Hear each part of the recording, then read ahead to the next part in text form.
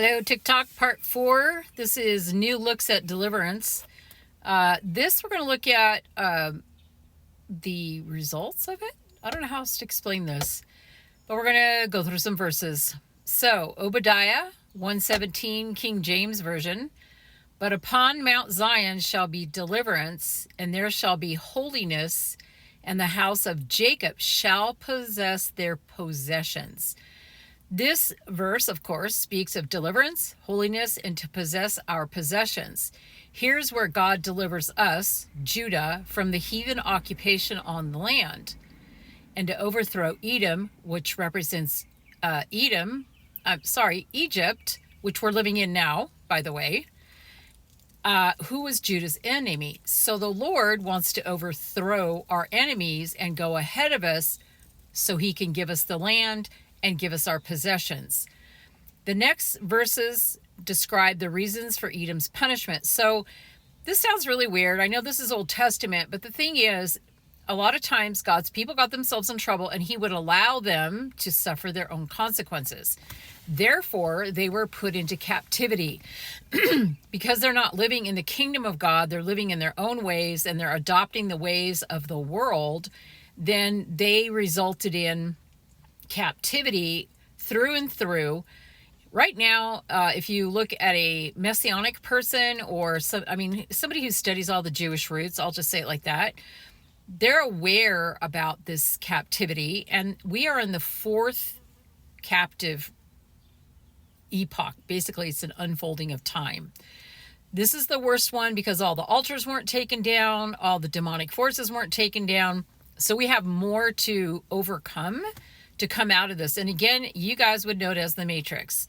The Lord even never let me watch that movie because he was teaching me. I didn't watch that until it was 15, 20 years later. I don't even know how old it is. So I'm only going to reference this so you can read it yourself if you have homework. Obadiah, chapter 1, there's only one chapter, verses 10 through 15. But it talks about the things that they had done, okay?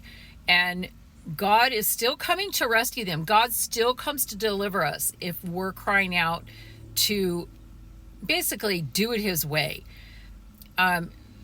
We suffer a lot of consequences that we make all by ourselves. So what we don't understand is a lot of things in America specifically, it seems like we're really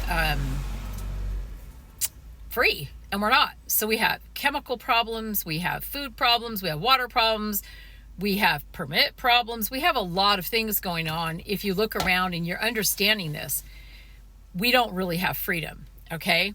So God drives out the possessor so we can possess the land. Yes, I'm repeating myself. We belong to a God who is holy. He's set apart.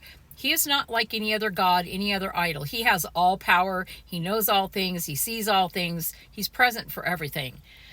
Okay, so when he drives the possessor out, he recovers the land. He cleans out the bloodlines. He heals the person, and he recovers all that's been stolen and taken by the enemy. We are often deceived when Satan robs and steals from us.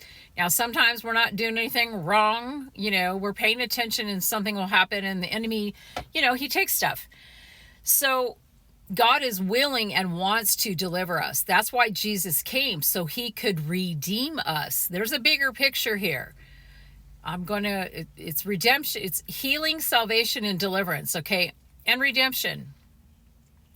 The next verse is Isaiah 37:31, King James Version. And the remnant that is escaped of the house of Judah. In other words, they're from of the house of Judah, and they've escaped. That's us, which means he came and saved them and delivered them. Shall take root downward and bear fruit upward. Okay, so what they're saying is, because of the deliverance, we will be able to put our roots down and grow and upwardly bear fruit that's visible. It's physical and it's visible. So the deliverance is a vehicle or avenue that actually helps us grow. A lot of times people don't understand the word.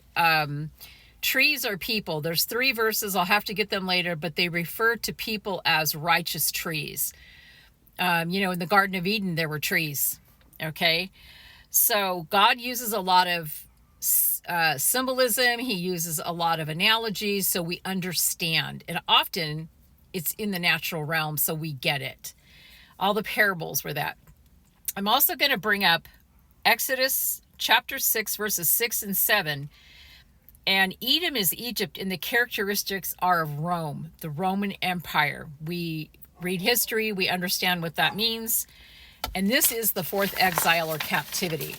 So,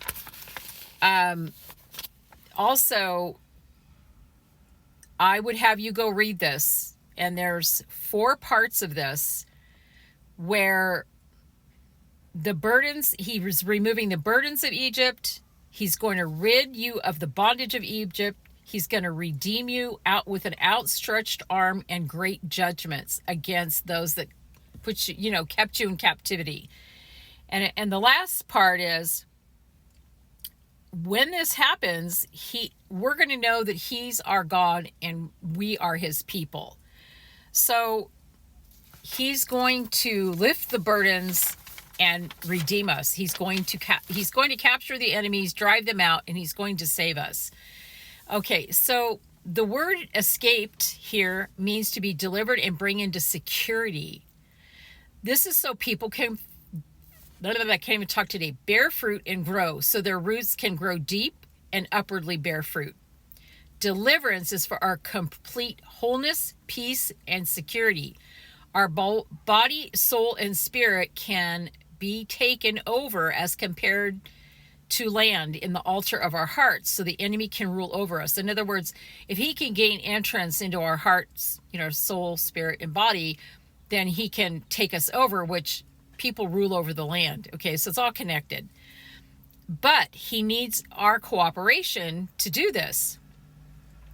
So we have to deny it. We have to not be blind. We have to be open, and we have to be aware of the way the lies work and the strongholds we believe. Well, the strongholds are the lies. So he needs a human host to do that, and that would be us. We have to be in agreement with the enemy to do this. But God's grace and mercy affords deliverance. He delivers us from the lies, the trauma, the sin, the generational sin, so that we can rule and reign with him. Yes, this is the place I'm taking you. We are to rule and reign. People are forgetting we have a 1,000-year reign coming. We are being prepared to rule and reign. So embrace deliverance. It's not scary. I might do some stuff on the spiritual side. I know a lot because I've done a lot.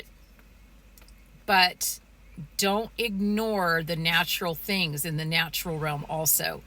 Read your word because it matters. It matters what we know, so we have power over the enemy. So I hope you have a good day and hope this wasn't too long.